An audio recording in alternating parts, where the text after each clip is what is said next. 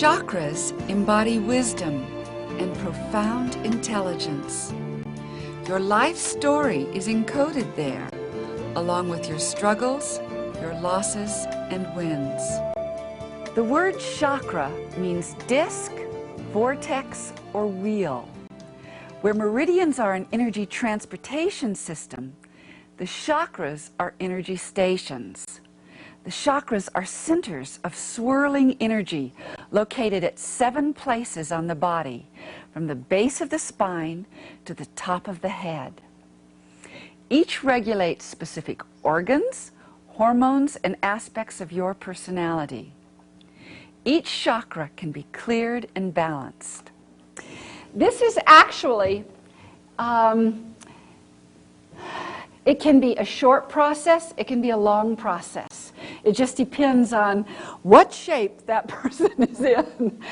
But it usually will take at least a good half an hour, or maybe an hour. It just depends. But I'm going to do a kind of speeded up version, but just so that you can see how you do this. This is, I would say, if you wanted to help a member of your family out and you haven't learned all the skills or can't remember what to do next, if you can remember this, you can help them, okay? You don't have to know absolutely what's happening all over the body. You don't have to know a lot of information. Clear their chakras and you're going to help them. And sometimes you can help them profoundly so. Sometimes it's amazing how much you can help a person.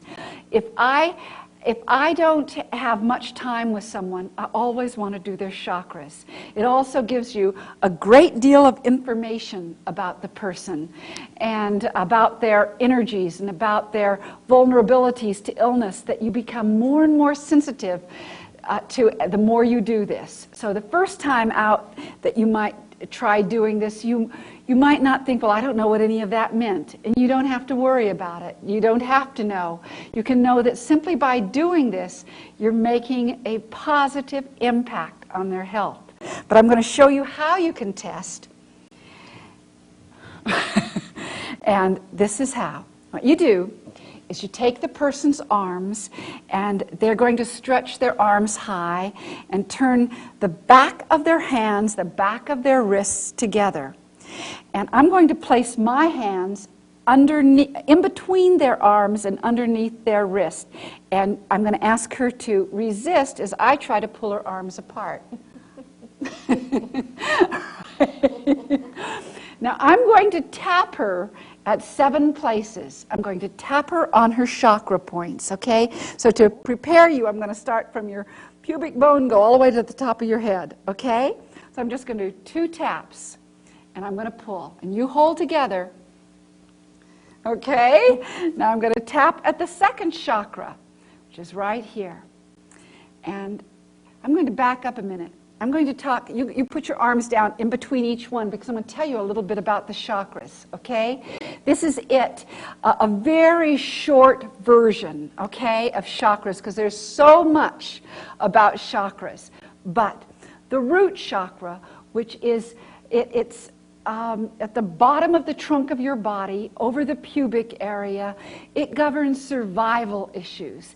It governs also everything in that area that's physical, but it also governs early issues in your life, even ancestral things that might have carried forth on your DNA. It governs very base things, and of course sexuality, all things like that. So that's the root chakra.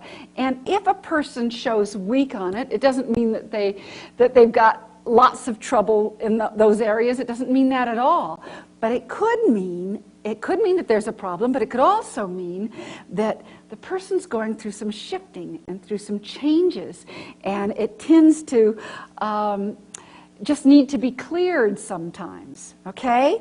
So I'm going through all 7 and test them. So the 2nd chakra, I do the same thing, put the arms and the hands back to back, and I tap at the 2nd chakra, which I call the womb chakra, and it sits between the pubic bone and the belly button, and 2 taps and pull.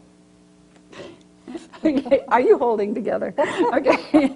Now the second chakra is, it's where the womb is, where we carry babies. And it's where most of your dreams come out of your second chakra, and your creativity. And it's a chakra of feeling and the early child inside of you. And it's not a very linear chakra. It's more of the fun and the joy and maybe some early times in your life where life was good. Okay? And each of these chakras also have different colors.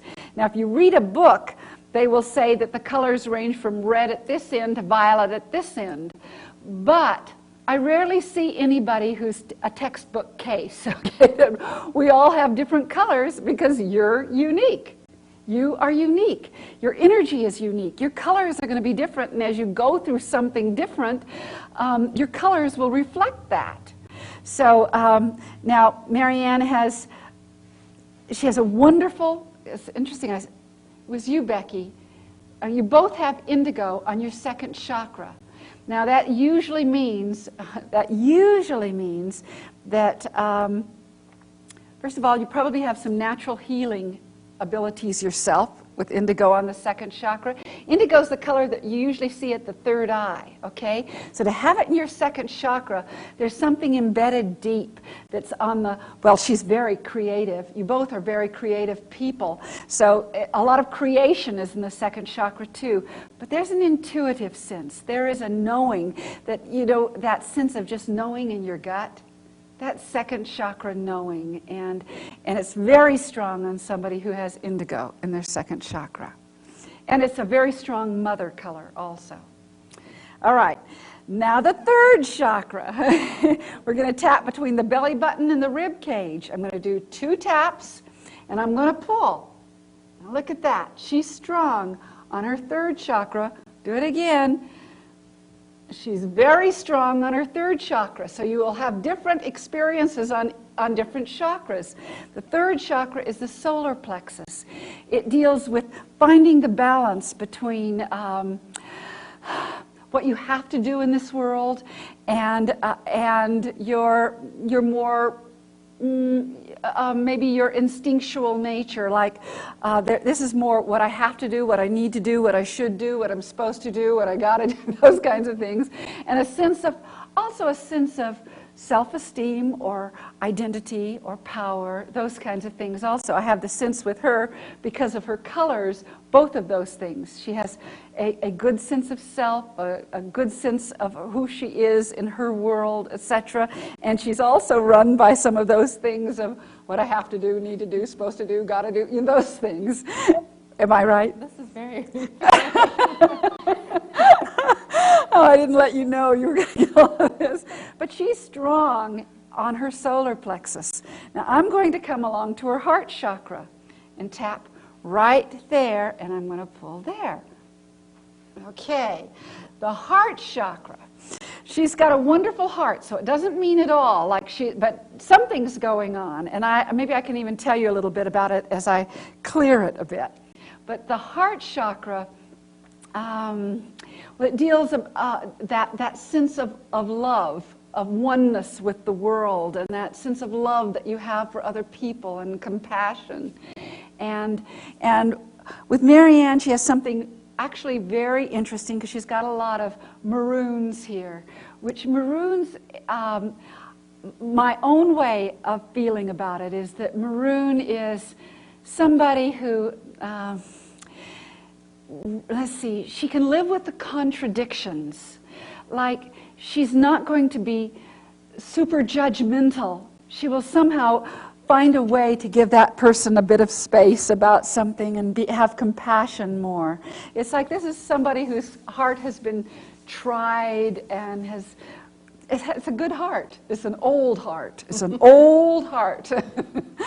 Okay, now I'm going to come to the throat chakra. 2 taps, and the throat chakra is fairly strong too. pretty good anyway, okay? And the throat chakra governs a lot of things. It not only governs about speaking up and saying what you need to say, but it governs, it's a balance between your head and your heart and your body. So all information has to go through your throat chakra, and vice versa, it has to go back up. So your throat is like a bridge between all the other chakras. So sometimes when you get something on your throat, it has nothing to do with your throat at all. It's the reason why there's a lot of lymph there and tonsils there that take care of the toxins from your body. Your throat does that for you. So, and it's very clear. There's something else. Even though you've got stripes, you can still see something on you. She's got a lot of aquas here, lots, and aqua is a color that sometimes you see on the throat chakra, but she's got every shade. She's got about 7 shades of aquas. So I would, that has meaning. That has meaning. It could mean that she has learned to speak up more in her life, or it could mean that she's the throat also deals with balance, so she's finding her balance better in life. So there's a lot of qualities that she's dealing with in her life. This is kind of a quickie, but just so that you can see what you can start to get from the chakras. Now, at the third eye, she's very strong. Okay? The third eye is your mind and how it works, and it's also a visual seeing or being able to kind of know into the future and plan. And sometimes a person is very psychic from their third eye also. Now you have a lot of strength there. My sense about you is that her third eye, she is much stronger here than she even knows. That, shall I say all of this? She's got actually a lot of strong energy here, and it looks just like it's a little covered over, because maybe sometimes when your mind is strong and you think and you deal with a lot of things, you don't tend to rely on this as much. Okay? Now the crown chakra, that's really good. The crown chakra opens you to prayer and inspiration and channeling. It can link you to a sense of the oneness of all things. So that's very, very strong on her, and it's a connection to, other people and just picking up energy elsewhere. Now I'm going to show you now how you would clear a chakra. And I won't spend a long time on them, okay? But you can first you want to rub your hands together and shake them off, so that you bring sort of a balanced, centered energy to that person. And then use either both hands or one hand and make counterclockwise circles. I would stay here about 3-5 minutes, something like that. If I really wanted to delve in and stay and really find out a lot and move a lot of energy, I'd stay much longer than that, much longer. Because you can go through 7 layers on a chakra of energy, and you can feel yourself after a time. You get more and more sensitive. Okay? You could say, whoa, something's there. Whoa, I can feel that energy. And so it's a great thing to begin with if you want to feel energy. Second here. Okay, now since we don't have a lot of time, I'm going to show you something really interesting. I could stay here a long time. There's a lot of shifting and changes, but I'm just going to show you something. I'm going to now go in a clockwise direction. Clockwise just kind of, counterclockwise clears the energy out, and clockwise kind of smooths it out again. Now I haven't done this very long, but you'll see that it'll make a difference. Second here. Okay, just the root chakra. Okay, I'm going to tap and you hold. I could get it stronger, but I haven't done it very long. But now watch, the second chakra that was out, it gets energy because the energies travel up. So she was out She was fine on, okay, a little bit on her heart. See if it got some. Okay, it didn't get enough. Okay, so we're going to go to her heart. We're going to just do wherever is needed. It's just like stirring a pot of soup or something. And you feel all the different ingredients, and it's wonderful to do, and it's wonderful to get. I love having my own chakras done because it just sort of clears everything inside of you and just enables you to be more present in the world. Now, I can really feel this energy moving a lot too. Now, if you stayed with this and worked with it for a long time, you'd start, like if I spent an hour here, I'd tell you every little thing, if she let me, that I could feel. Okay, tap. Now, she fixes pretty fast. Okay, she fixes pretty fast. Let's see if it went up into her throat at all. And it did. So the energy will travel up. And that's basically what you do. You just travel up a person's body and do all 7. And then you'll find that they're very, very strong. And what it looks like is that chakra energy spins out in front of the body. It goes deep inside of the body, and it begins to spin out and pushes your aura out further. And so to have your chakras spinning just is really, really, it feels great. And you find it is an evolving kind of thing because you empty out some of the stuff that you might be stuck on, either physically, emotionally, just stresses in your body. You can move out of your body. All right. Okay. Any one of you can do this. You don't have to have any more skills than you have right now. You will never hurt anybody to do this. You lay somebody down and you can test them or just start clearing them. And and the longer you stay with the chakras, the better it feels. And it's just great. It's great to do. You know, when you were little, when you had a stomach ache, do you remember how you would just spin your hand and it goes in a counterclockwise direction? It pulls out the negativity. There's something instinctual we do. And but I would suggest everybody try that because you can't hurt anybody and it can only help. I will take one thing back and say, if you ever find somebody is starting to get a headache, okay, it's because you pull the energy up that might be toxic from below. Just then go down from their head and start taking it down, and you'll take it out of their head. That's the only thing I've ever known where somebody said, whoa, I'm getting a headache. Now, if you kept going, you'll just take it off the top of their head. But if they don't want to wait until you get to their head, then go the other way, and the headache will go. Okay? But most definitely, anybody here, if you have some particular, if you have a chakra, you know that some body part of you is under that chakra that needs help, you absolutely can do that to yourself. You can do that to yourself. When I have had heartache over something, I will begin to spin it, and usually I'll touch at first. I'll just feel until I feel like I really hooked it, and then I'll just keep spinning and spinning until it feels like I can breathe again. And so it really does work. It works. Okay. Now, in summary, to test the chakras, you lift the person's arms straight up so that their fingers are reaching toward the ceiling. The back of their wrists are touching. You're going to tap at 7 stations. Tap twice. 2 taps, and then lay your open hands in between their closed wrists, but below the wrist, and pull out as they resist trying to hold. You look to see what the resistance is. You do this at 7 stations.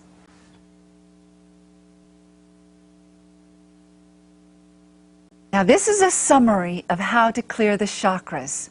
To begin with, you want to clear your own energies before working on somebody else's energies. So just rub your hands together as hard as you can and shake it off. And then either take both hands or one hand and make counterclockwise circles over each of the chakras. You might stay here from 3 to 5 minutes, something like that, although it might be individual also and be less or more. It becomes quite intuitive after a time. But after about 3 to 5 minutes, shake your hand off of any energy you might be feeling in your hand, and then begin in a clockwise manner to spin the energy and even it out. You do all 7 in this same manner, ending in a clockwise pattern. There is one exception to this pattern, and that is if you have a man or boy, a male figure, lying down in front of you and you are clearing that person's chakras, when you get to the top of their head, it is reversed. The energy first goes clockwise first, and second goes counterclockwise. That's the only exception. A male is different at the top of his head.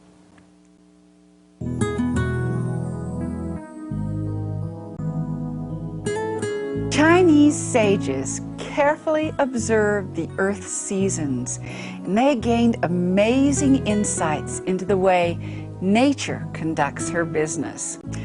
They found in the seasons of nature analogies for understanding the growth and cycles of all things under heaven. The name of the Chinese system is often translated in the West as the 5 elements. That's because the early pictograms depicted what was familiar, what was concrete and observable, like the elements of water or wood, fire, earth, and metal. But it's really about the processes in nature, not her static forms.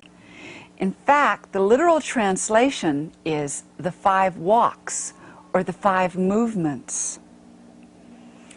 Each season has its own rhythm, and each person's energies vibrate to a unique rhythm that is a blend of the 5 rhythms.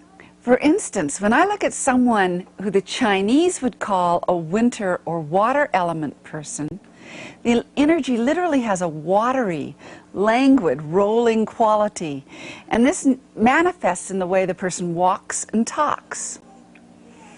Each rhythm has certain strengths and certain vulnerabilities. And over the course of our lives, there's a force within us to develop those rhythms that are not naturally strong. Life moves us toward balance. And I will be showing you 5 exercises for coming into better balance with each of the rhythms. I'd like to say that these exercises I'm going to present I cannot claim as my own, though they have changed over the years and become more and more mine, or more and more what will work with different people. But variations of these exercises have been done for literally thousands of years, especially in China, but in other cultures as well, as they know that these exercises that also embody emotions or spirit really have great impact on your health. This first exercise is winter element, with the emotion of fear and the rhythm of flow. It's called blowing out the candle, and it is especially helpful when you're caught in that emotion of fear. And it's best to sit down either on the floor or in a chair. And if you just wrap your arms around your knees, you can bring them up to you so that you're kind of in a fetal position. And again, it is called blowing out the candle. So you imagine that there is a candle in front of you, and you literally begin to blow out the flame just slightly above your head. And the sound is the same sound as blowing. It's like, So you just begin to rock your body when you're in that emotion of fear and blow. And you go.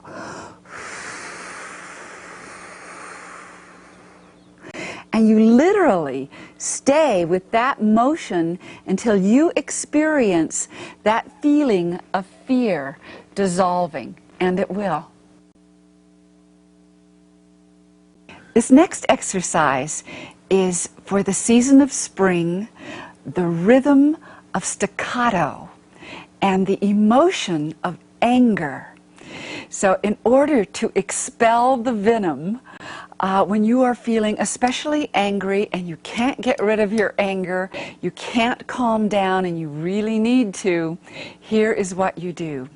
You're going to swing your arms up over your head, turn your hands toward yourself, make a fist, and with power, just take a deep breath in and pull your arms down and blow out and go. And open your hands and swing them up again and turn your hands toward you and pull your arms down with some real strength and power. Go. And one more time, bring your arms up and make a fist and pull your arms right down in front of you and expel the venom. For the exercise of the season of summer, which is the rhythm of chaos and the emotion of hysteria, to take down the flame. You move your hands up over your head on an inhale and clasp your fingers together.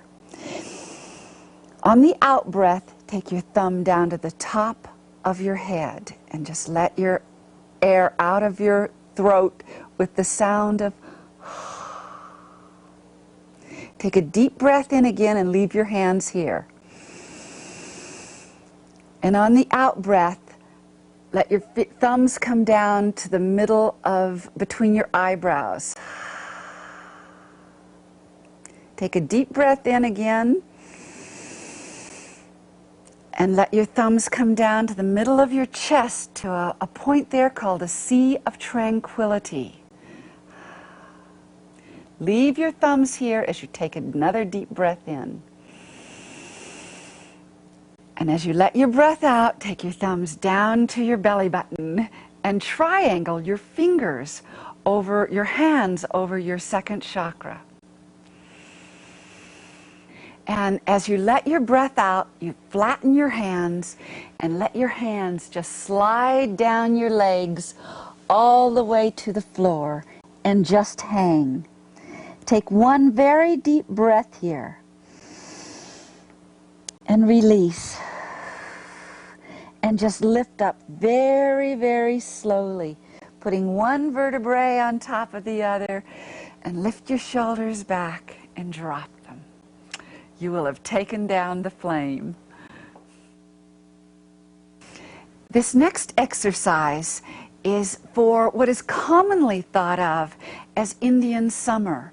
But in truth, it's for that portion of time between seasons that we call the solstice equinox. And it is for earth element. It is for the rhythm of lyricism, a lyrical rhythm. And it is the emotion of sympathy for self. So the exercise is called cradling the baby, and you literally hold your middle here as if you had a baby in your arms, and you just hold tight with taking your own feelings into your own body and thinking that you are cradling yourself as a baby, and just rock yourself a little bit until it feels just right to let go, and very slowly just reach your arms up high and begin to stretch one arm up and then the other. Just look up to the heavens and stretch your being, and very slowly bring your arms down and fold over, hanging towards the ground again. Take one deep breath here and let go. And very slowly lift up the inside of your legs with your hands, going up the inside of your body, and then bring your arms back into a cradling position again, literally sending down compassion for self, gratitude for yourself, just bringing yourself back into yourself for a few moments. This exercise is for the season of autumn, for the rhythm of stillness, and for the emotion of letting go and grief. It is called Human Touching Divine, and it is particularly useful if you're having a difficult time letting go. And this is how it goes. You begin with circling your arms in front of you. And I think of the Michelangelo picture of God and Adam touching their two hands, but you're not quite touching. You've got your world here and you're holding your arms wide. And if you can imagine that within your arms is your world, and you're holding it like this, and you're feeling good about what you'd like to hold on to. So you take a deep breath in, and as you let go, you just release it all to the heavens. And then you bring your arms around again and hold your world again. And as you release, you let go again, just on your very next out-breath. And this next time, you hold your world, but you literally touch and begin to pull your world to you and hold your world close to your heart.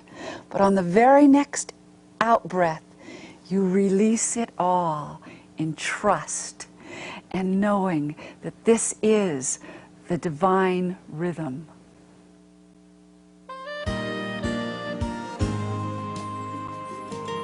One of the great things about energy work is that pain usually diminishes as energy is freed.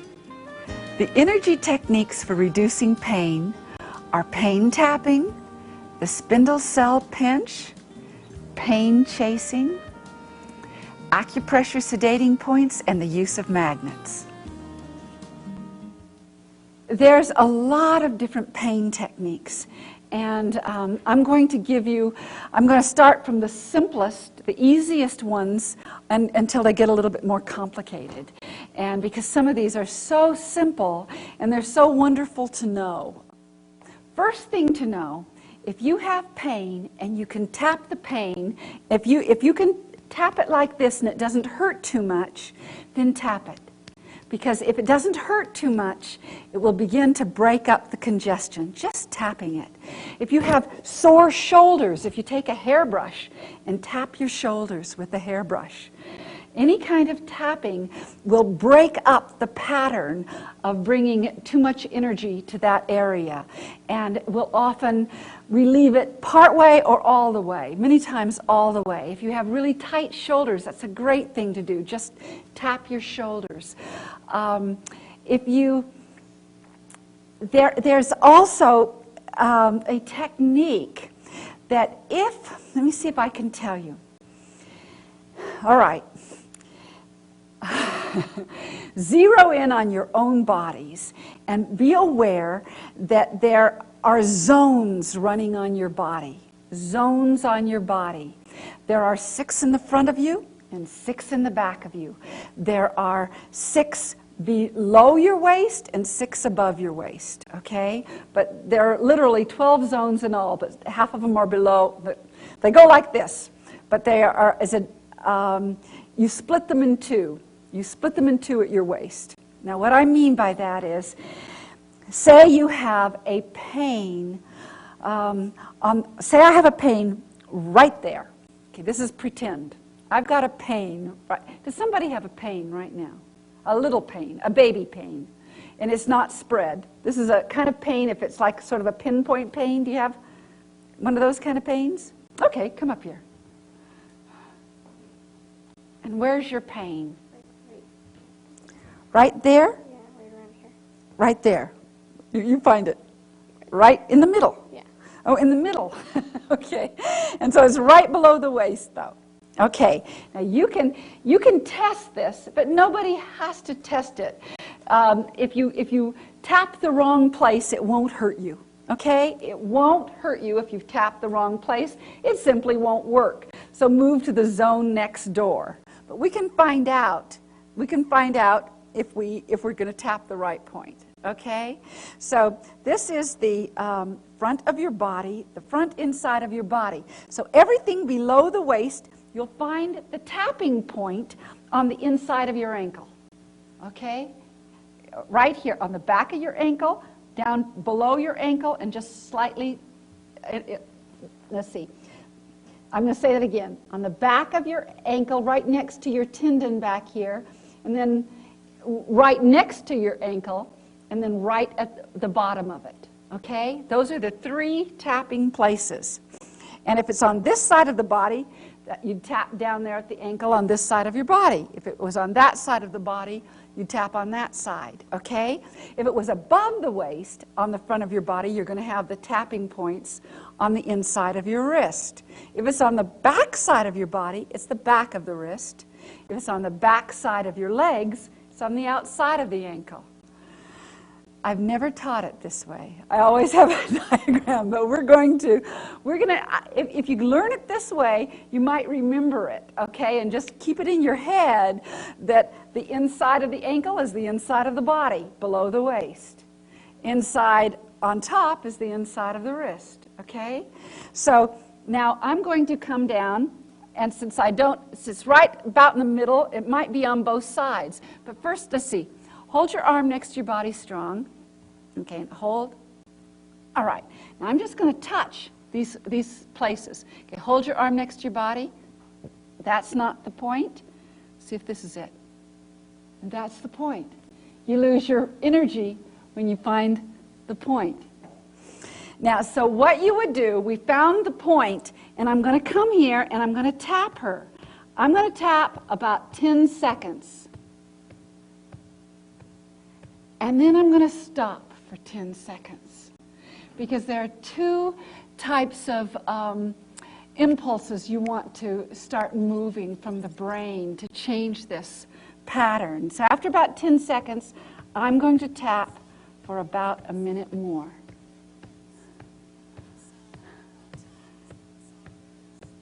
I'm going to let that one go for a minute, and I'm going to tap over here.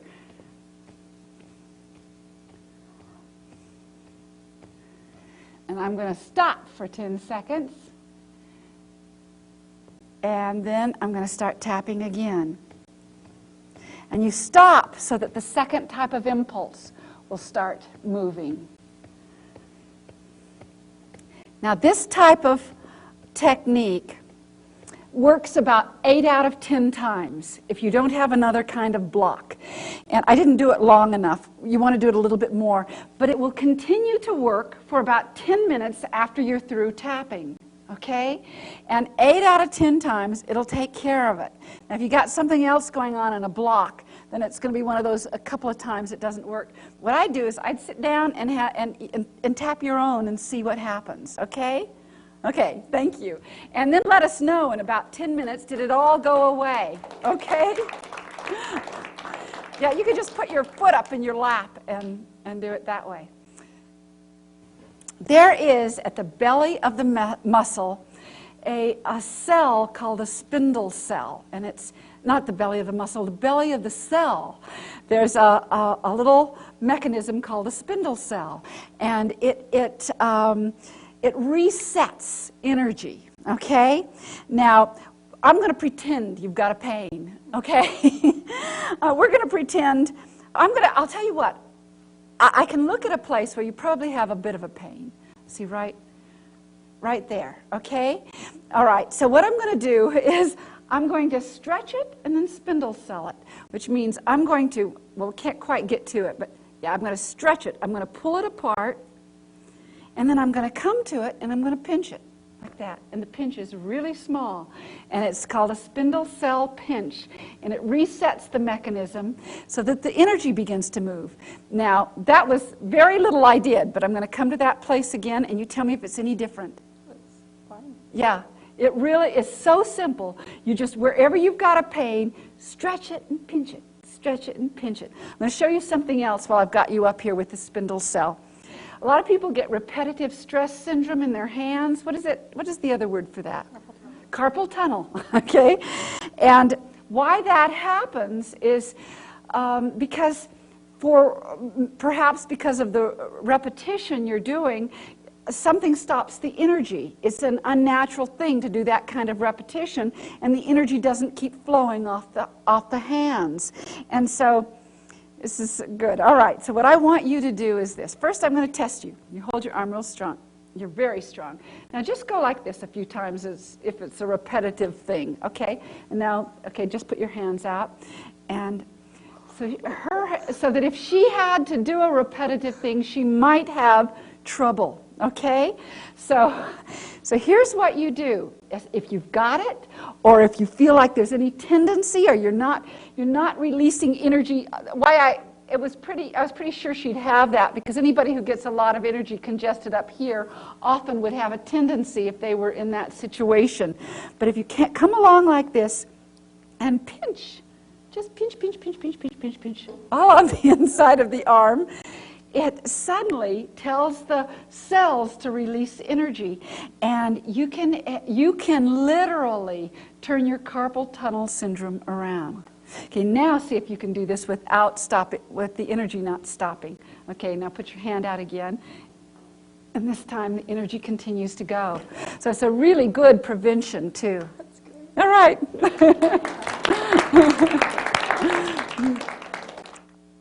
This takes a little bit more knowledge if you look at it in one way. If you look at it in the other way, you can just look at the chart, the meridian chart, okay? If you have a pain directly on your meridian, say for instance, this is the lung meridian, and it travels from here straight off the thumb, okay? Say he has a pain right here. And I go, oh, that's right on the meridian itself, okay? So what I would do, I know that the pain is right there. I would come to the beginning of the meridian, and I'd say, is there any pain there? And he'd say yes or no, and probably he'd say no, and then I'd go a little further. I'd just travel along the meridian. I'm chasing the energy, okay? Pretty soon I'd get to a place, he'd say, oh, whoa, that hurts there. I said, okay, because pain runs in pairs. You may not know you've got another place on the meridian, but you do. So I'd hold them both until the energy releases and the pain leaves.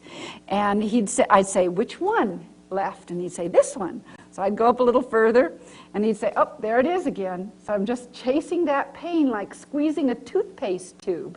Okay?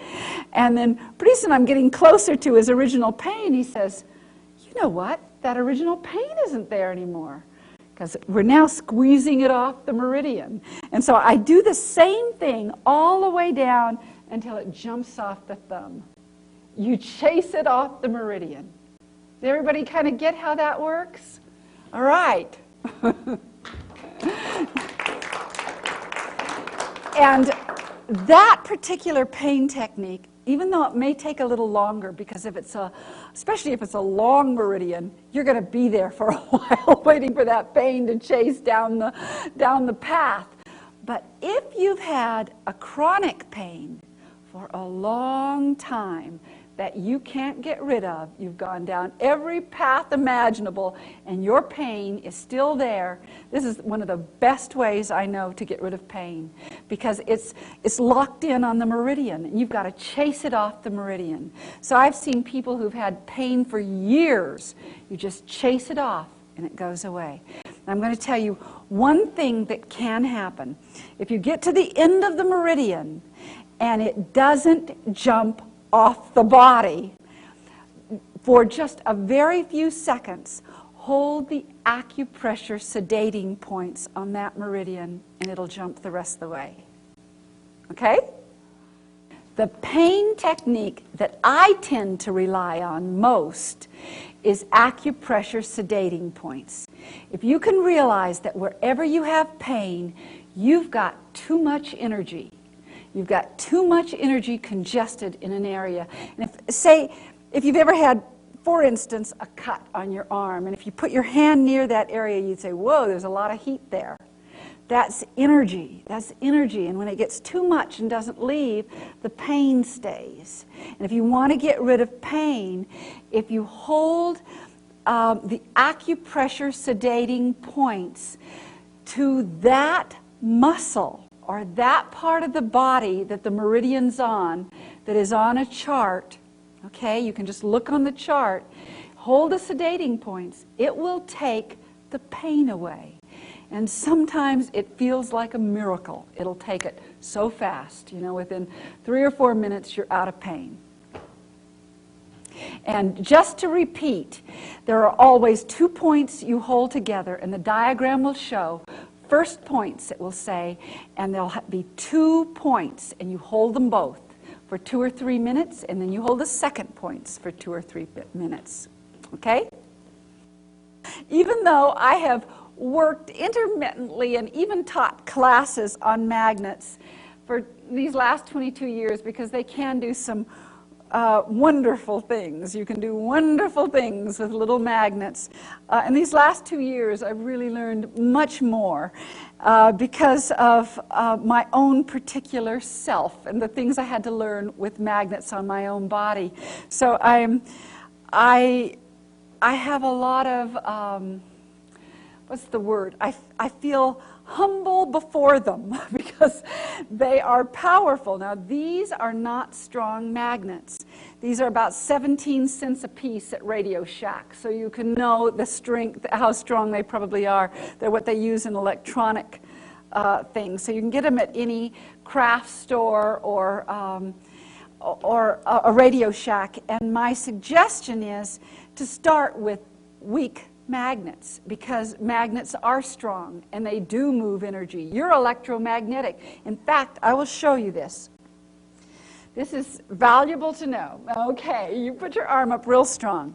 All right, she is so electromagnetic, and every one of you are, that I can find out which is the north side and which is the south side of a magnet on her body. Okay?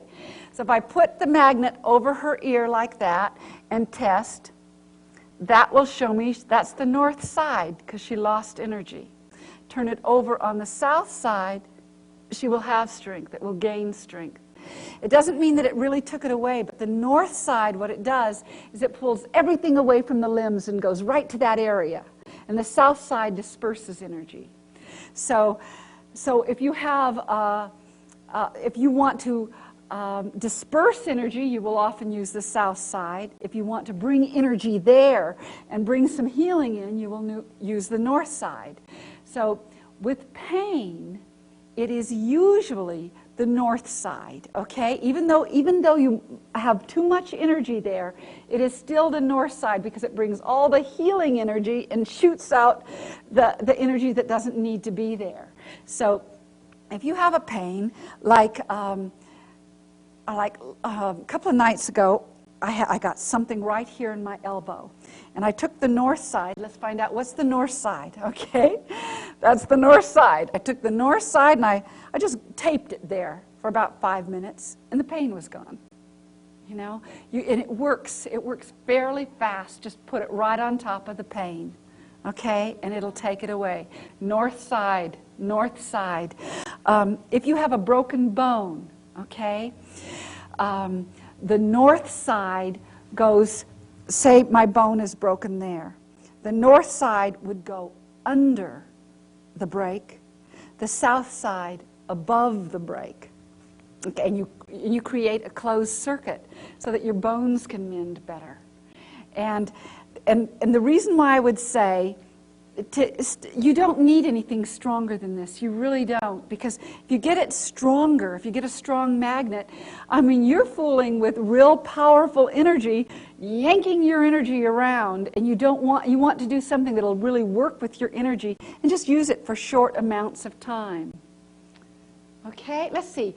And so, all right, again, and you can also use a compass to find which side is which, but you can test it on yourself or test it on somebody else. The north side will make you lose energy. The south side will make you strong, okay? So, do you have a pain anywhere on your body? Well, my stomach's been bugging me. your stomach's been bugging you. This is very interesting. I'm just going to talk about stomachs for a minute because there are some things that you think, well, that's a pain. I'm going to use the north side. But what if it is that your digestive tract is just really locked up? Then you're going to want to disperse it. Okay, so you're going to want the south side. So if one side doesn't work and you don't notice any difference after 10 minutes max, I would say 5 minutes usually, flip it over and try the other side. Okay? So that's what I would say to you. I'll let you have, I want to show one more thing. Okay, one more thing. Because I've already got my dental floss on this one, so I can show it. This is, all right, this is called a Vivaxin syndrome, what I'm going to show you.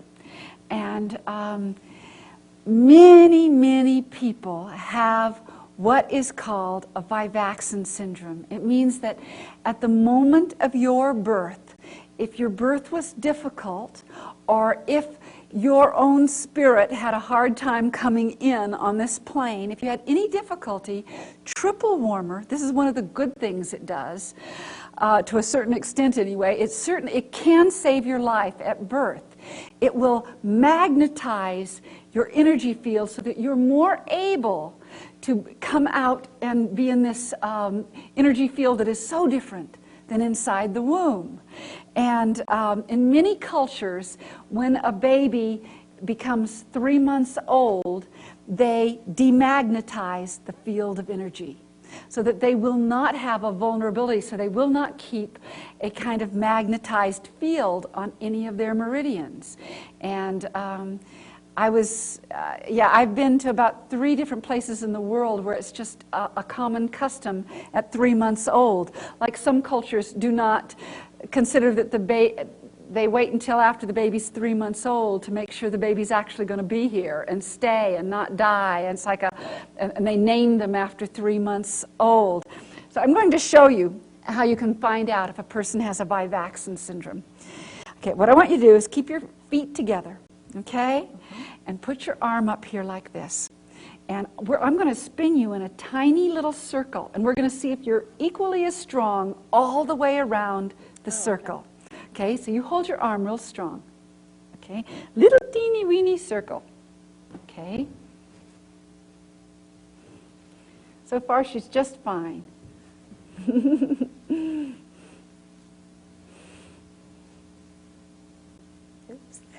Do it with one finger. She's weaker in this direction. Now this is valuable to know, because in this direction, I mean, it may be the direction you're teaching a class, or it may be the direction in which you're standing and cooking your food. You know, you might, and it doesn't mean that something's actually wrong with you. It means that there's still a slight magnetization that maybe as a child, your back brain says, it's still too dangerous to take this away. And because it's never removed, then the body learns it as a habit, okay? But if you remove it, and it's very simple, you are not as vulnerable to illnesses. Or it could be depressions. Whatever is your vulnerability, okay? So what you would do in this direction, it's very simple. You take one of these little tiny magnets and you spin it. At the ends of your fingers are the ends of all of them, half of the meridians come off the ends of your fingers, or begin at the ends of your fingers. So I'm just spinning this magnet in both directions, and it's like cleaning a cassette tape. We're just demagnetizing you. Yeah. She can feel it, and you do. More in this hand than this one. Yeah. So I'm going to do it down at your feet too, okay? And what I'm going to say to you is that for the next week or so, whenever you take a bath, put baking soda in your bath. It'll help your body learn to not magnetize over. How much baking soda? Then dust yourself afterwards with baking soda. It's really, really good for your electromagnetic fields, and it keeps you really clear. Now close your eyes, because you've got a few meridians coming on your head here.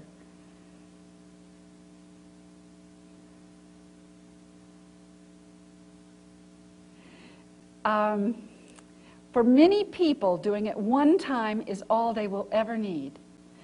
Once in a while, there are things in our electronic world that can throw you off.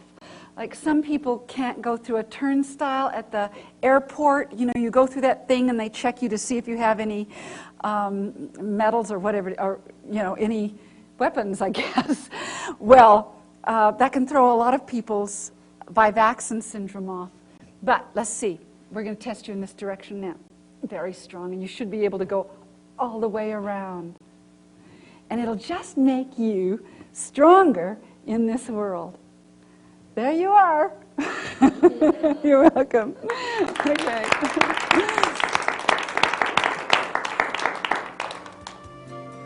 Here's a review of energy techniques for reducing pain.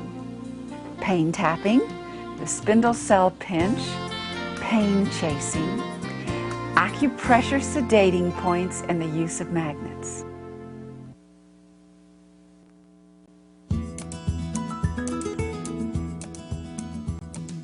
My suggestion is that everybody out in the audience try this, because your brain won't have a tendency to remember this one because it's a little bit longer. But if you do it once or twice, you'll start remembering this. This not only takes a headache away 9 out of 10 times, okay? It will also program your brain, your head, not to have headaches. So if you do it when you don't have headaches, if you do it once a day, you're not going to be getting headaches, okay? All right, so 9 times out of 10, so we're going to see if this works for you, okay? All right, what you're going to do is you're going to really relax your shoulders, okay? Just let your shoulders drop. And look forward and drop one side of your head to the shoulder so that your ear is reaching down towards your shoulder. You're just letting your head drop, your shoulders are dropped. And you're going to let it drop over as far as you possibly can. That's as far as you can go. Okay. Take a deep breath in. Hold your breath and take your hand here and put it up to the side of your head and push your hand and your head together. Smush them together and hold your breath. Now let your breath out and let your head drop over further as you let your breath out. So you're making a stretch on your neck, okay? Okay, take another deep breath in. Hold your breath and push your hand and your head together. And release and let your head drop over further. Now if you're doing it right, you should be feeling a stretch in your neck, okay? Take a deep breath in again. Hold your breath and push your head and your hand together. And release. Do it one more time on this side. Take a deep breath in again. Hold your breath and push your hand and your head together. And when you're ready to release this time, take your hand away from the side of your face and just let it go over the top of your head and let your elbow just drop your head to the side.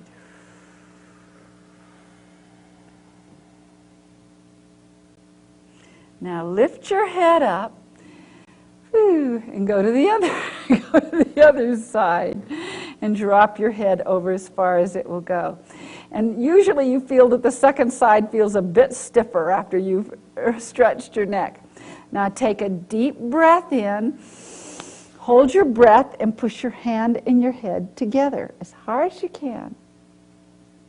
And when you're ready to let go, let your breath go, let your head drop over further to your shoulder, and you should be feeling, let your hand go and just let your neck stretch. And do it again. Take a deep breath in, hold your breath and push your hand and your head together. And let go. And again, Take a deep breath in. Push your hand and your head together. And when you're ready to release, put your hand over your head and let your elbow just pull your head down. And then lift your head up. And this one is a little bit different. You're going to put your fingers right back on this point, these points right there. They're traditionally called headache points. And they're right on the side of your head, right at the top of your neck, pushing in at the bottom of your head. So you're going to drop your head back into those points. And you're going to take a deep breath in, hold your breath, and really push into those points and even massage them. Hold your breath, and when it feels right, let your breath out, open your mouth all the way, and drop your hands into your lap. Now, you're going to take a deep breath in through your mouth and tighten your jaw and pull your mouth shut. Go. And hold your breath, and then let your breath out and let your head fall towards the front of your body. Now take a deep breath in and place the pads of your fingers on your forehead and push. And as you release, let your head drop down your chest further. And do it again. Take a deep breath in. Hold your breath and push your head and your hands together. And let go. And one more time. Take a deep breath in. Push the pads of your fingers into your forehead hard. And when you're ready to let go, lace your fingers behind your head and just let your elbows drop your head forward.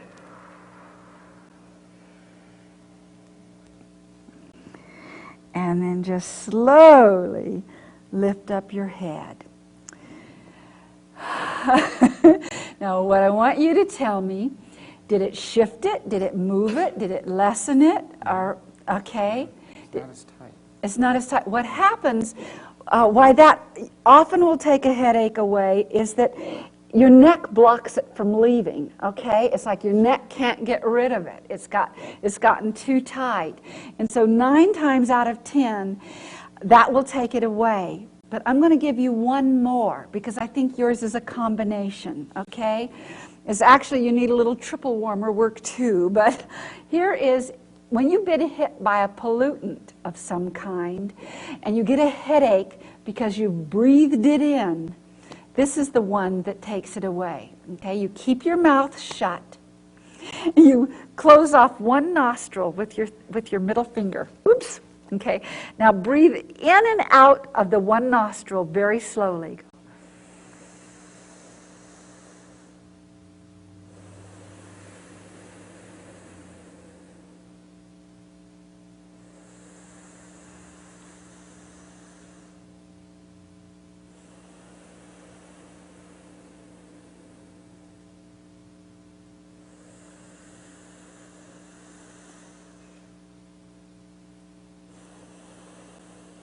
One more time.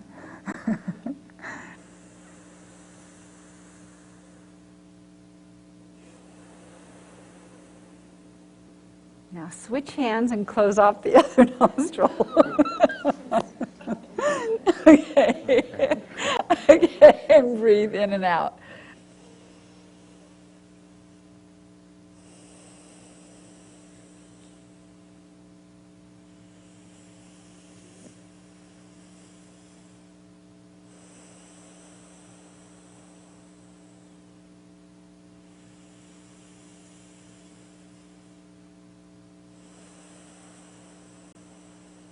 One more time.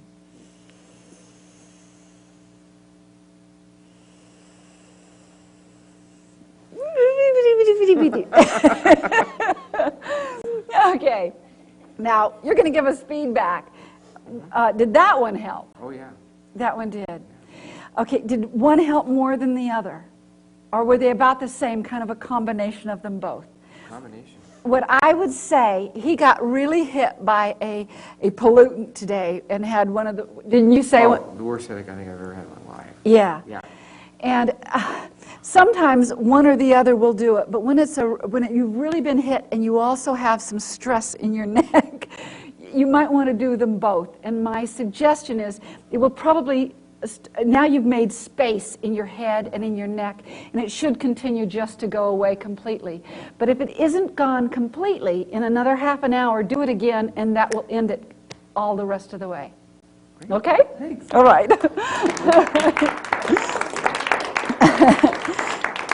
And again, if you're somebody who has headaches and you want to use that first exercise as a prevention, it's great. People tell me all the time they don't have their headaches anymore. So it's real good for your spinal column.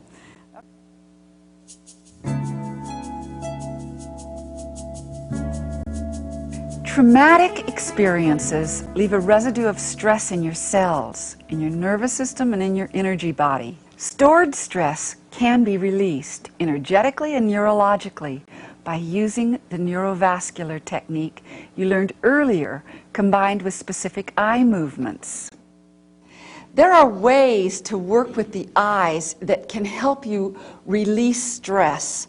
And you will have the benefits of not only perhaps improving your eyesight, but you will release the tension in your face and in your head and in your body and in some of the major organs of your body. So I'm going to begin with the most basic. And I'd like to have somebody, I'm going to pick somebody. Come on up here. And yeah, could you take your glasses off? Let's see, okay.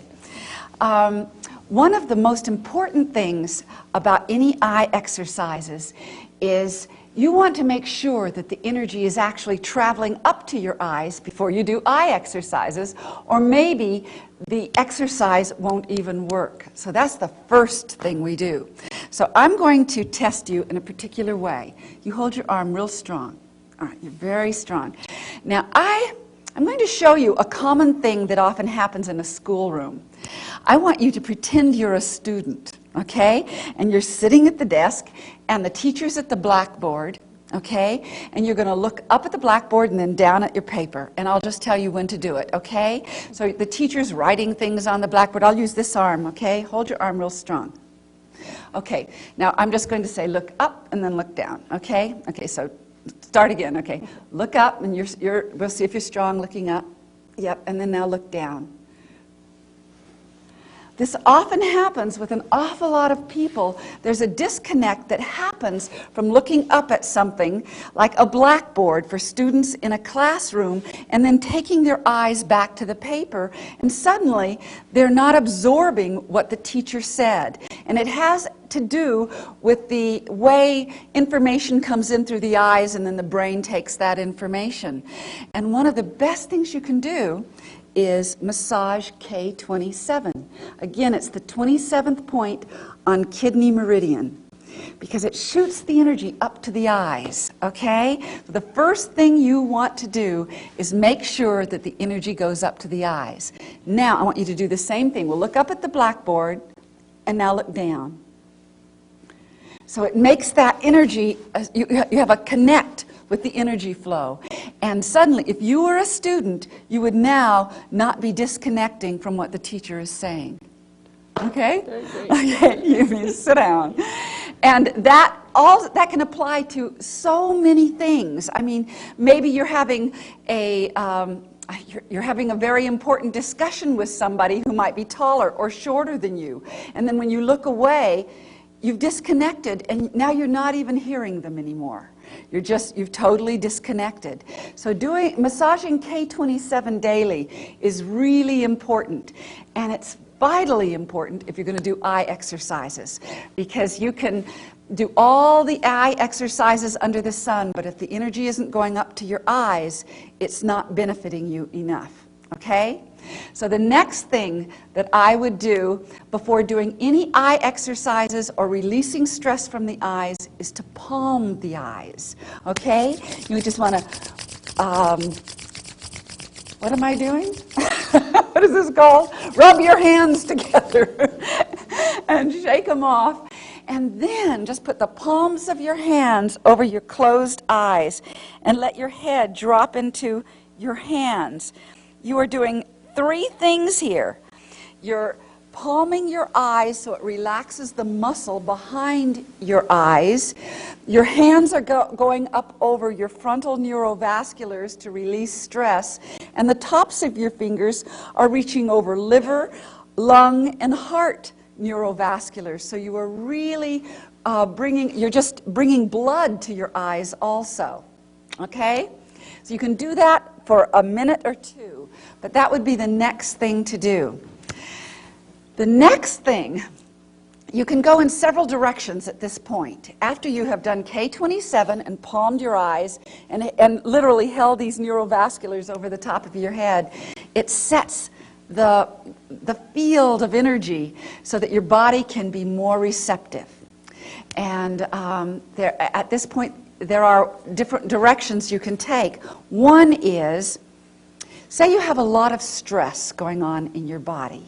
Say you have old stress that you can't get rid of. Every now and then, something comes up and grabs you from your past. You don't want to be plugged into it. You don't want to be thinking about it all the time. You don't want to be depressed about it, but you can't let go.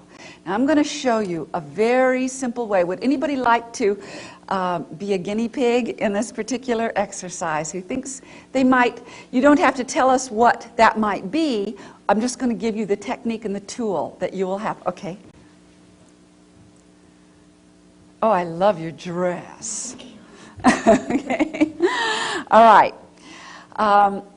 I've spoken several times about the importance of the figure 8 and and how your body, literally on your DNA, on that DNA helix of every cell has a figure 8, and it is the Kundalini force that goes up the spine. That figure 8 repeats itself again and again and again in our bodies, in our muscles, in our cells, in our bones, and it's very, very helpful with trying to break. Let's see. It's helpful in disconnecting a thought pattern that your brain wants to come back to and repeat thinking about, especially of a negative kind. And it has to do with the eyes many times, because if your eyes were really staring or taking information in when those thought patterns were imprinted in your brain, then it is through your eyes that you release. Now, there is a particular way that has become more popular that many therapists do by just simply taking the fingers in front of the eyes and going back and forth. And you simply follow the fingers with your eyes. I'm going to show you a way that works a bit better, okay? And you can do it to yourself. You can lay down on your bed, get very, very comfortable when you want to give a little bit of time to this. And if you gave, maybe 5 minutes to this every day, you can start moving that kind of energy out of your system. So, all right, so what we're going to do is this. Let's see, I'm going to test with this arm so that everybody can see what I'm doing. You hold your arm real strong. Okay, she's nice and strong. All right, so what I'm going to do is I'm going to make a figure 8 in front of your eyes, and I want you to keep your head looking straight in that same direction, but just follow it with your eyes. But first, I'm going to ask you to bring to mind something that trips you up and comes back into your being and you can't let it go. Okay, just try to bring to mind the memory or the thought or the negative feeling or whatever it is. And when you've got it, you've really got it, tell me you've got it. Got it. Okay, open your eyes. First, I'll show you this. She's got it, and that's how quick stress hits the body. It's instant. It's automatic. And you lose energy, and a tremendous amount of energy through that kind of stress. So now I'm going to get you a little bit strong for this so that we can really have a strong test here. Okay, now what I want you to do is And if your arm becomes tired, you tell me, okay? Because I'm going to test this periodically. First, I'm just going to ask you to watch my fingers as I go in a figure 8 pattern, up, over, under, up, over, under. And first I'm going to see now if you hold your strength on that. Okay, hold. And she doesn't. Now what we want is for her to be very strong on a figure 8. So that means that something in her eye patterns have become disconnected through some deep stress, okay? So this time we're going to find out where that is, all right? So you follow, let's see, I'm going to get you strong again. And, okay, now follow my fingers. I'm just going to go very slow now, and I'm going to test there. Already. So I want you just to look there and think of your stress. You can rest your arm for a moment. Just think of your stress.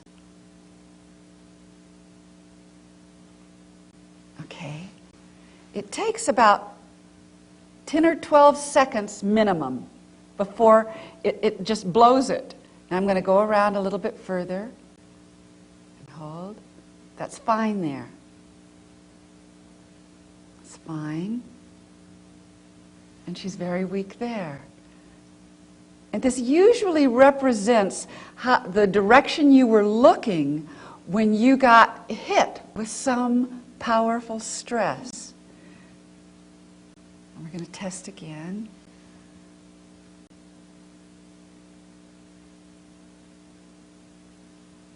A little bit weak. Okay.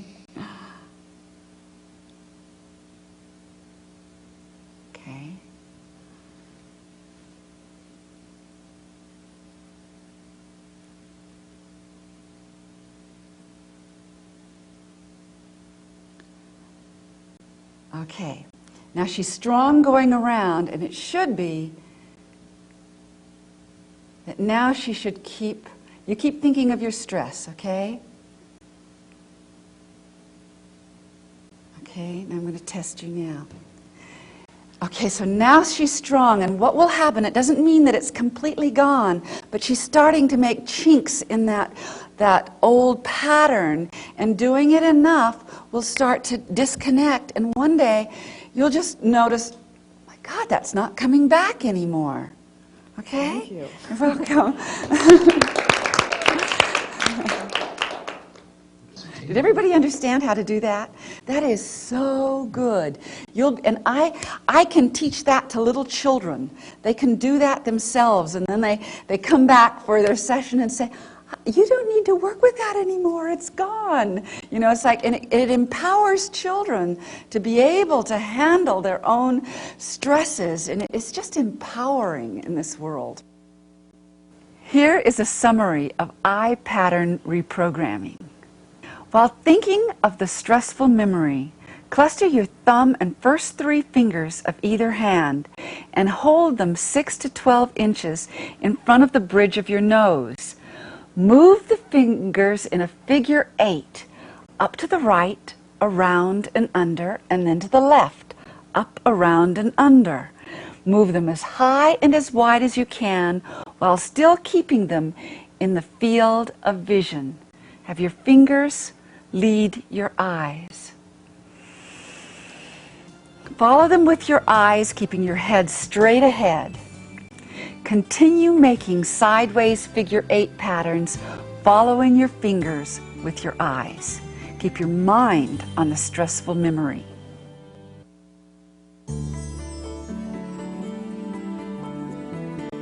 With television, computer screens, and the written word, our eyes are more taxed than the eyes of any generation before us. By keeping the energies flowing to your eyes, they will serve you better and longer. All right, now here are techniques for keeping your eyes very healthy, or to improve your eyes and your eyesight.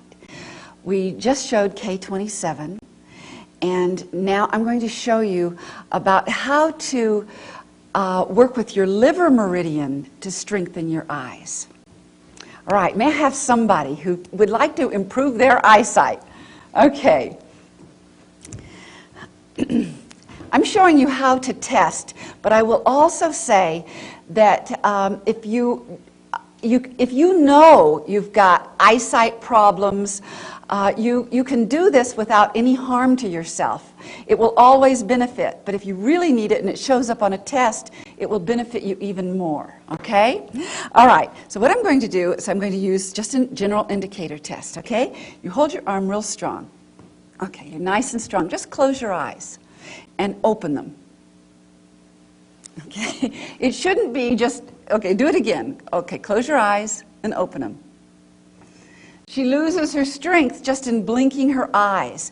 That has to do with, again, something beyond just getting your energy up there. Liver meridian and liver organ has an awful lot to do with your eyesight and the health of your eyes. And if you have had any problem on your liver or your gallbladder, it will often show up in your eyesight, or the way your eyes are functioning, or the vulnerability you may have down the road, okay? So this deals with acupressure points, and if anybody's ever had the experience of perhaps walking out of a dark room into the bright daylight, and it was almost too much on their eyes. It hurt, the sun hurt their eyes a bit. That is liver meridian. That is liver meridian that was not kicking in the juice so that you could adapt easily to the sun. And I'm going to just show you, we can just do it standing up. You can do it to yourself, and you can do it laying down, sitting down, any way you want. But and if you look at the diagrams of acupressure points, I am first going to the acupressure sedating points. The first points on acupressure sedating liver points. And I'm holding a point here. Let's see, we'll show where it is. Right there. And a point right on the inside of the big toe at the inside corner of the toenail. And I'm just connecting up these fields of energy pathways. I'm actually connecting heart to liver, okay? We're moving energy so that the liver is strengthened by the heart. So I'm going to hold those for a short time. Now, usually you would do it for about 2 or 3 minutes, okay? I'm doing it a little bit short just because I can feel like I'm connecting them up. And now I'm going to go to the I'm going to go to the first strengthening points. I went to the first sedating points. Now I'm going to the first strengthening points, which would be right. Let's see how, I better do it on both sides.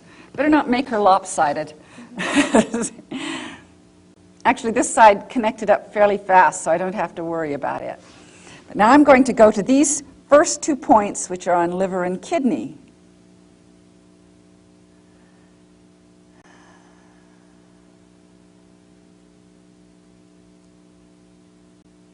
And then the second points. The second points on both the sedating and strengthening are identical. Okay? The second points are identical. So it's a point right here and a point right here by the ankle. So I'm just going to connect them up. She actually is connecting very fast. It's not always so, but right now she is. Maybe it's our energies are connecting. Okay. Now, if that just seems like a little bit longer to do, but if you've got eye problems, it's worth taking the time to do them. Just when you're watching television, you can do it. You can learn things that way. You don't have to memorize and struggle with this information. You can just put one small piece of this puzzle out in front of you and learn it, little bits at a time. Okay? Now what I want you to do, hold your arms strong. Okay, open your eyes, now shut them. Open them and shut them. And do it, in fact, do it a couple of times. All right, so it helps with that connection that goes up to the eyes. It will also help liver and gallbladder meridians. Okay? Thank you. And if you've ever had an operation, for instance, and had, for instance, your gallbladder removed, you can know that that is going to affect your eyes down the way unless you get that energy really, really flowing. So that's a really good one to know. Now the steps for healing your eyes, again, are K27, sedating and strengthening liver meridian, then palming your eyes, then doing the circling stations on the figure 8, and the last is spindle cell technique on the eyelids. And I'd like somebody to come up and I'll show that. Somebody, all right? And again, I am showing everything with an energy test because many of you out there would really like to know how to energy test, and it's such a valuable tool. But if you just want to do this to yourself, you're never going to hurt yourself, and you will find that many times it will benefit you greatly. But to energy test it first also directs where the energy will go. All right? Okay, so I'm going to test you. You hold your arm real strong. Let me use your other arm so I can see you. Okay. All right, now what I want you to do is close your eyes, okay? And then and now I'm going to test you again. You're strong. Now keep your eyes shut. And I'm going to just close one eye. Now open that eye. Okay, now I'm going to open this eye. Okay. What that means is that what is optimal here is to have enough energy coming through both eyes at the same time. For some people, they would lose strength if only one eye is open but not the other. Some people keep their strength and some people don't. Now you go down on both eyes. So I'm going to give you, yesterday we talked about spindle celling on the inside of our arm. Now I want you to close your eyes and I'm going to spindle cell your eyelids. I'm just going to pull the eyelids out. Okay, it resets information to the eyes, okay? For some reason, we've done all these other things, and it was still not setting deep enough, okay? So close your eyes now. I'm going to open one, and now the other. All right, so that's a really important one for you, and for many people, just to pull out your eyelids. It pinches them and resets the spindle cell. Here's a review of energy methods for the eyes. K27 in the eyes, sedating and strengthening liver meridian, palming and massaging around the eyes, the circling stations, and the last one, pulling the eyelid spindle cells.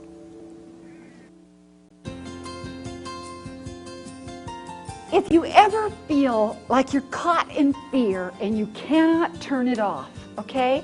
Or you feel like you've got a phobia going on and you can't turn it off no matter how much you try to think your way out of it, you can't.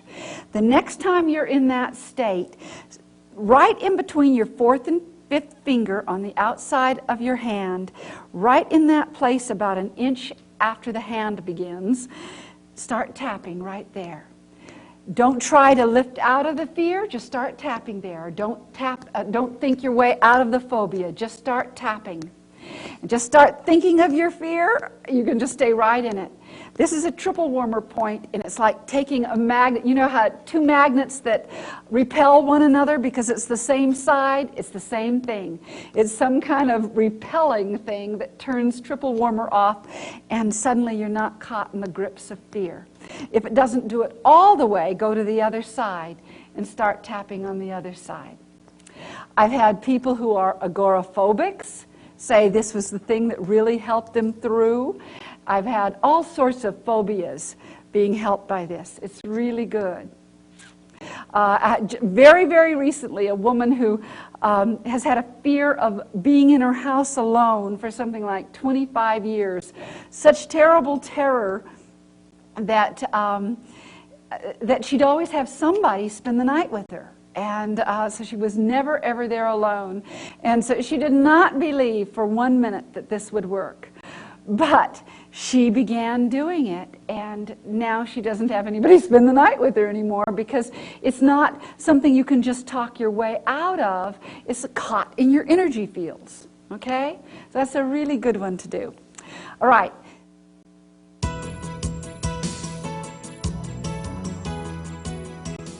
Why do you think so many people tend toward the negative instead of the joyful? Why is their experience one of sadness instead of happiness, when sadness is so much more exhausting than happiness? Many people have built a strong negative force field because of the accumulation of difficult experiences, but it is not too late to build a joyful force field. Every time you have a happy thought or a joyful feeling or a positive experience, it leaves a momentary impression on your energies. And you can deepen this impression by tapping the point between your eyebrows, which is also the first point of bladder meridian, also known as the third eye point. Tapping this point strongly impacts the nervous system, which travels from this place between your eyebrows up over the top of your head, down the back of your neck, and all the way down to the bottom of the spine. I'm going to ask you to recall a wonderful memory, or evoke a joyful feeling, or immerse yourself in gratitude for your blessings. And with your middle finger, use a steady, light, firm tap to laser this feeling into your third eye. As you begin to build a new force field, you will naturally gravitate toward more positive reactions to whatever life presents. The other great one to do on tapping is right here. This point right here is the beginning of bladder meridian, which governs your nervous system. And not to go too deep into it, but that is the point that you might have seen old movies where the water torture, where there was a drop right there, is because it really does affect the nervous system. So that's what's happening with that torture right there. But you can use it in a very positive way as well, that the next time you feel fabulous, the next time you feel wonderful, the next time you have that in love feeling, the next time that life is so grand that you don't want it to stop, in that space, tap it in. And that energy will go right down your spine, right into your nervous system, and it will start retraining. The more you do that, the more your beingness will take that in, and it will learn more and more how to be in joy. It's great to do that one. Tap in the positive feeling at your third eye. It's simple, it's natural, and it works.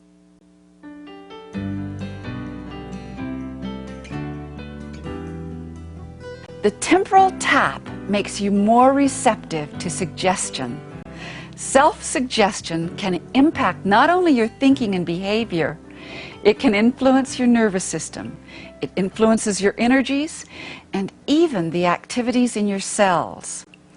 We all filter most of the information that comes into our senses. But the temporal tap inhibits that filtering system, so the self-suggestion pierces into your psyche like an arrow.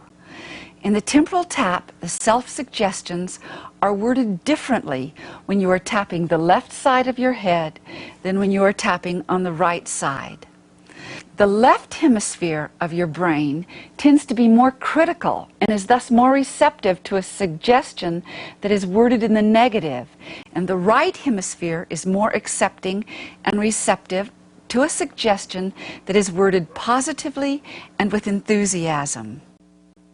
I'm going to talk a little bit, and then I want you all to think about who might want to change a deep habit inside of you. It can be physical habit, it can be something internal inside of your body that your body does on its own, it can be some personality quirk of yours, or it can be any kind of habit going on, okay? And something you simply want changed in your being. You don't want it there anymore, okay? Now, this is a very old, ancient technique that's been forgotten in most civilized cultures, but it's been used for probably 5,000 years in China, many places around the world. Many dentists are using this even in the United States now as a pain technique, but I'm going to show you it as a different kind of technique. And so here is the story. You can take advantage of the fact that you have both a left hemisphere and a right hemisphere. They have different polarities of energy, so they affect you differently if you divide them. If you divide those hemispheres, they affect you differently. The left hemisphere of the brain tends to be more critical and is the judger in a situation, can be more negative even. The right hemisphere of the brain tends to be more positive, believing, trusting, and is the yes in you. The left hemisphere is the no in you, and the right hemisphere is the yes in you. So what you can, a great way to change a habit is to work with them individually, and then you can pull them together. So somebody who would like me to demonstrate on you, all right? Now first I'm going to show you something very simple. We won't even deal with her habit. We'll deal with her name, okay, because she knows her name well. Okay, hold your arm real strong. All right, now what I want you to do is I want you to tap like this with your baby finger at your temple and your other fingers like this in a kind of bent claw, and you're going to tap 1, 2, 3, 4, 5, like a bounce off around your ear. 1, 2, 3, 4, 5. And tell me if I'm doing it in the same way you're doing. No. Okay, that's how I want you to do it. Okay? Okay, now you can stop, and this time I want you to put in a statement. I want you to say, my name is Becky. Okay. And Do do I it say about, it out loud, or- yeah, say it out loud. Do it about 3 times. My name is Becky. My name is Becky. My name is Becky. Okay, that's enough. Now hold your arm real strong. You'll see that her body doesn't believe her. Actually, my real name is Rebecca. Okay, that's all right. Do Rebecca. Do Rebecca, so you know it has nothing to do with that. Okay, say, my name is Rebecca. Okay, we'll see. My name is Rebecca. So funny. That's okay. My name is Rebecca. My name is Rebecca. My name is Rebecca. Okay. It really didn't matter. Okay, it didn't. And you'll get weaker and weaker the longer that it goes deeper into the brain. What she's doing when she taps, she's bypassing the filter system of also the truth that is. Okay, so now just tap in on that side. My name is not Rebecca. My name is not Rebecca. My name is not Rebecca. My name is not Rebecca. Okay, now hold your arm. And her brain believes that. It's because she's changing a truth. She's changing a truth. Now you can use that principle to deal with a habit. Like, do you want to say what your habit is out loud that you'd like to change? Okay. My body physically attacks incoming allergens. Or Okay. Things that it supposes is allergy. Okay. And I would like to be able to turn that off so that Okay. my body can be in peace. Okay, so what we're going to do is this is a very big one. Is that too big? No, it's all right. We'll Oh. use it. And you take this home with you and Okay, do this work at it. home. Work it. But often people start with something simpler, but we're going to give her this because this is the one she needs, okay? So you really need to put My it... name is Becky. I know it. I know it. Now, if she'd have tapped on the right side of her head, my name is Becky or my name is Rebecca, her body would have believed that because it will take in the truth on the right side. But if you want to change something, a particular truth of your life right now, like she wants to change the truth that her body, her body attacks everything she ingests, not everything. Your body, what does it do? It sees that everything is an allergen. It acts like a fight and flight situation. Yes, her body is always in fight or flight. Okay, so she wants to change that. That happens to be the truth right now, but she's going to change it. Now she needs to put it in her own words. And so she's going to tap what she wants in the present tense on the left side in a negative way. She's going to put it in a positive way on the right side. And it needs to be in fairly simple words, but words that she can really take in, and it really needs to be in her words. So you need to make a little short sentence, okay, just tell me your short sentence, and then we'll see if we can play with it. My body attacks on incoming substances as if... Okay. Let's do that. My body attacks incoming substances. Okay. All the time. Okay. There you go. Okay. So I would tap in something like on the left side. My body no longer attacks incoming substances all the time. My body and tap it at least, say the sentence at least 5 times so it bypasses the filter system of what your truth is right now. And it goes into your nervous system and it goes into every meridian in the body. Okay? So, but you really want to put your mind with it too, so that you're not thinking and daydreaming of something else. Right. Okay? So my body no longer attacks all incoming substances.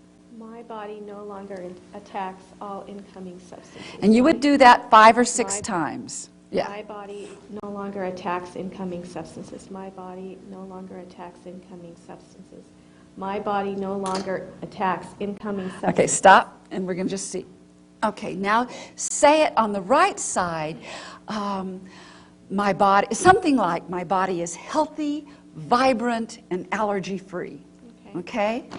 And you tap it on the right side. All right. My body...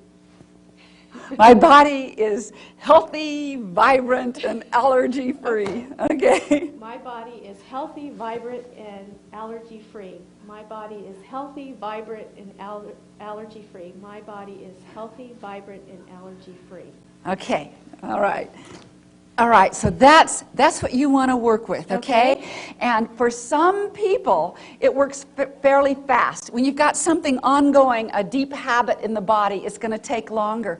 But most people, by the end of 30 days max, you really start seeing a difference, okay? Great. So let me know, Thank you. okay? And I will say how you can use this. I've seen people quit smoking. I've seen people, a habit of built-up anger leave them.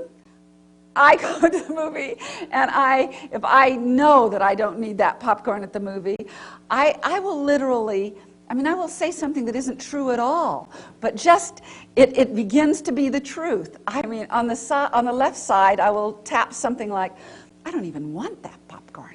Something like that. And on the right side, I'll say, I love that popcorn I just ate. They don't even match, but I feel satisfied and full, and I don't have to sit there and nibble something. And my body, now over time, I don't need to do that. It's like I don't have that thing that draws me to popcorn instantly in the movie.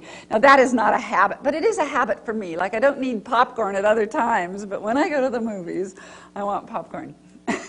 Do you kind of understand how it works? Okay, try it. You'll be glad. I will say one last thing.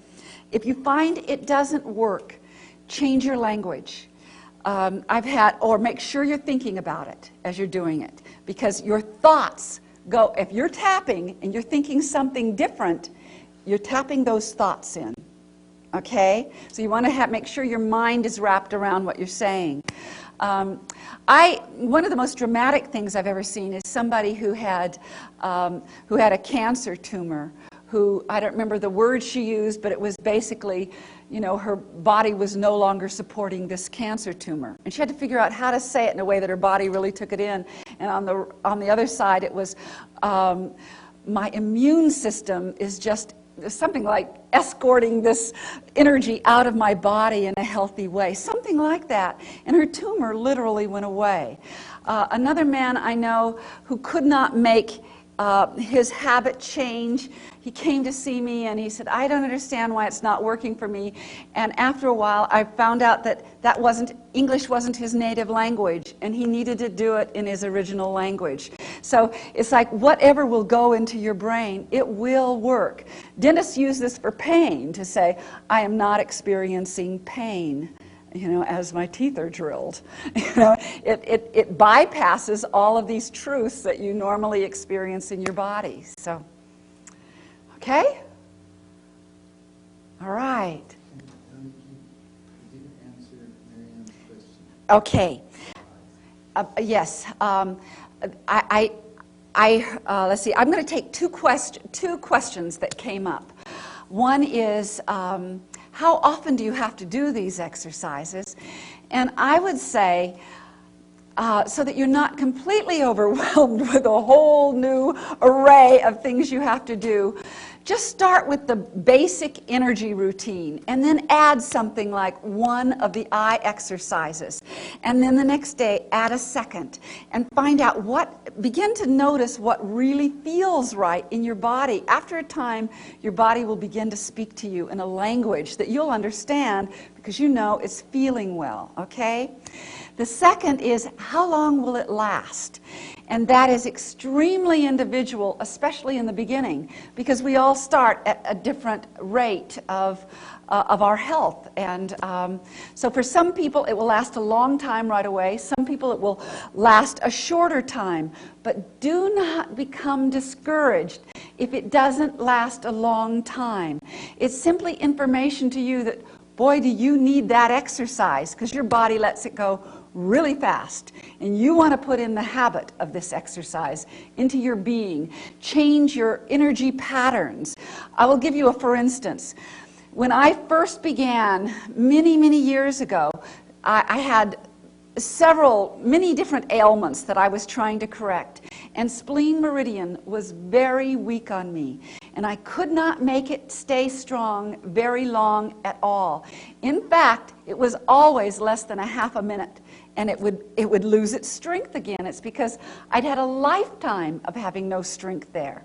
So I didn't do everything to myself, but I sort of zeroed in on, I'm going to make spleen meridian very strong. And I gave it probably 5 minutes twice a day. It took me 7 weeks. 7 weeks' time, it got so strong, all my allergies began to disappear, and many of them were gone completely in 7 weeks. I've been very allergic to wheats and grains, and they were gone. I was allergic to many fruits, and they were gone. It's like suddenly something changed. And so you will find this about yourself, that your body is different, but I cannot stress enough, do not be discouraged if you think, well, that didn't work. No, it was probably because your body has no way to retain it right now. But do it. Do it daily for a little bit of time, and you'll say, whoa, something's shifting, something's changing. That's when you really want to zero in on something. Bring to mind a habit or an attitude or an automatic emotional response or even a health condition you would like to change. Then develop a statement that describes that change in the present tense, as if the change has already come about. Restate it, keeping the same meaning, but with a negative wording. Tap from the front of your head to the back along the left temporal points while making your statement in its negatively worded form. Using your left hand, tap hard enough to feel a firm contact and a bit of a bounce. Now take that same statement and word it in a positive form. Use your right hand and tap hard enough to feel a firm contact and a bit of the bounce on the right side as you tap from the right side of your head all the way back behind your ears, saying your positive statement. I suggest you do this several times a day, tapping into the left side, the negatively worded statement, and tapping into the right side, the positively stated statement. This may take a few days, it may take a few weeks, but I rarely have seen it take longer than 30 days before you really begin to see a shift happening.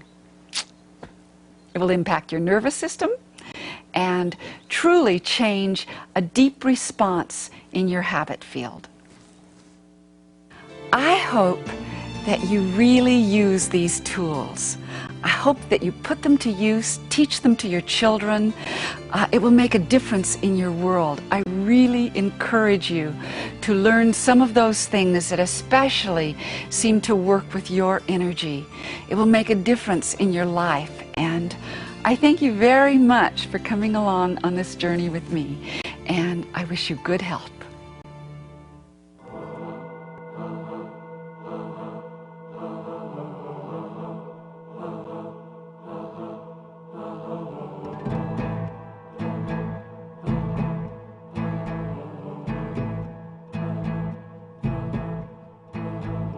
This is a healing journey.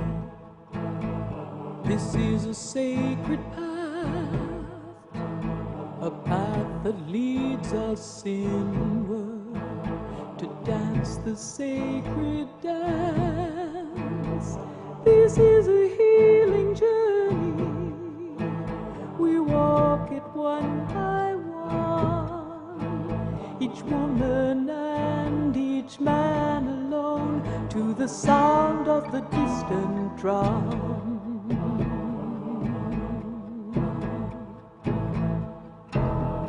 This is a healing journey. It winds a stormy path through fear and joy and anger, sorrows from the past. This is a healing journey. And when the heart is clear, you can hear the winds that rustle as heaven's breath draws near. Breathe into the sorrow, breathe into the tears, breathe into the anger,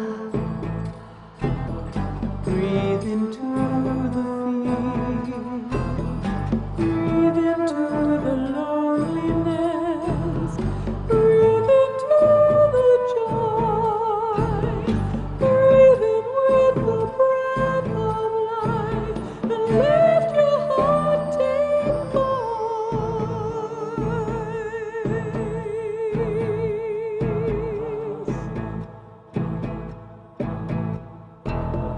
This is a healing journey, from blindness into sight, through the valley of uncertainty, where darkness turns to light. This is a healing journey. It is the gift of nature's way to open up our hearts to see the scheme within the